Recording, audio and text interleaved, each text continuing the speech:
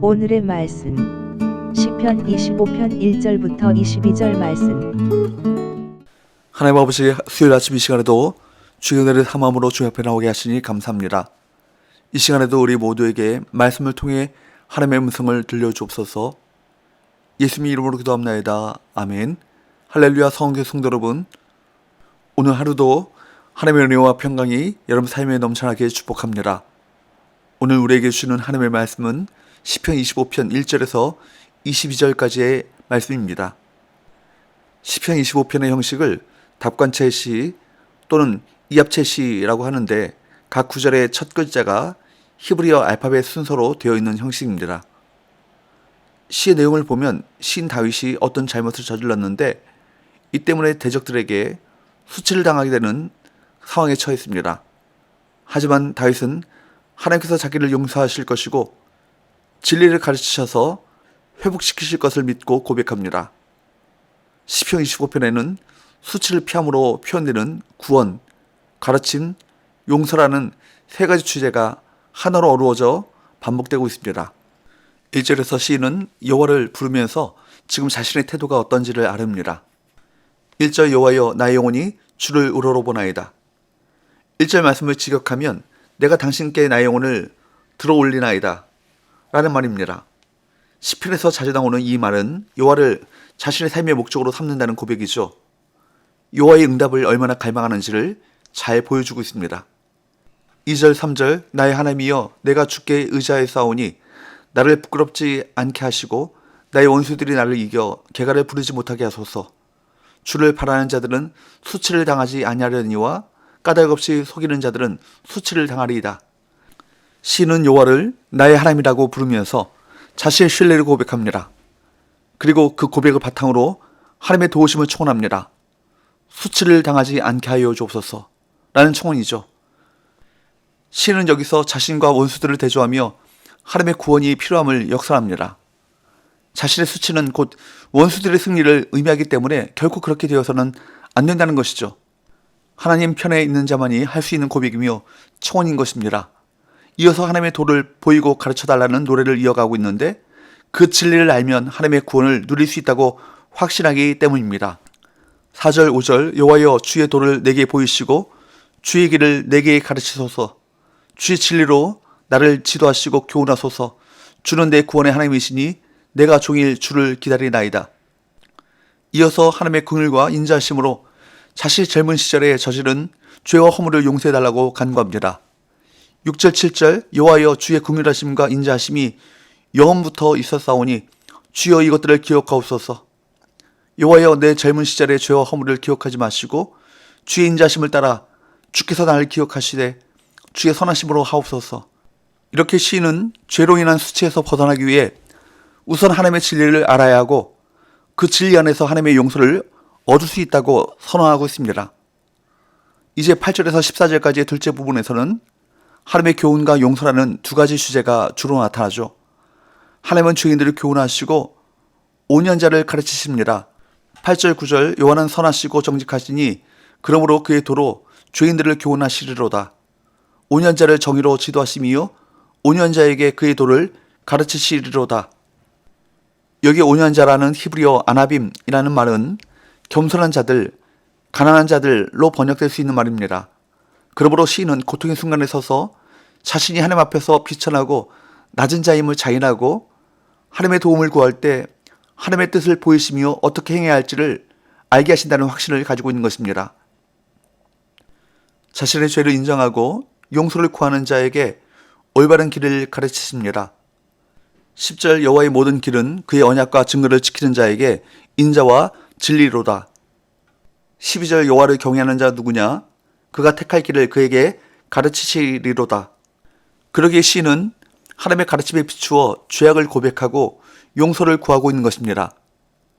11절 여호와여 나의 죄악이 크오니 주의 이름으로 말미암아 사하소서. 하나님께 용서를 구하고 사함받는 자들에게는 어떤 복이 주어집니까? 13절 14절 그의 영혼은 평안히 살고 그의 자손은 땅을 상속하리로다. 여호와의 치밀하심이 그를 경외하는 자들에게 있음이요 그의 언약을 그들에게 보이시리로다.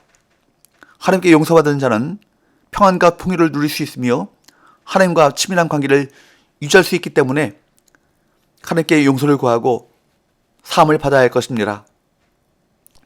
시인은 하나님께 가르침을 받아 자기가 얼마나 큰 죄인인가를 깨달았고 어떻게 해야 하나님을 바르게 섬기는 것인지를 알게 되었습니다. 하나님과 친밀해지기 위해서는 진리에 대한 하나님의 가르침을 듣고 그 가르침대로 행해야 할 것입니다. 그렇게 한다면 우리 죄를 용서받을 수 있고 죄를 용서받아야만 하나님께서 베푸시는 모든 복락을 누릴 수 있는 것입니다. 15절에서 21절까지의 세 번째 부분은 주로 구원의 간구이고 용서의 주제가 첨가되어 있습니다.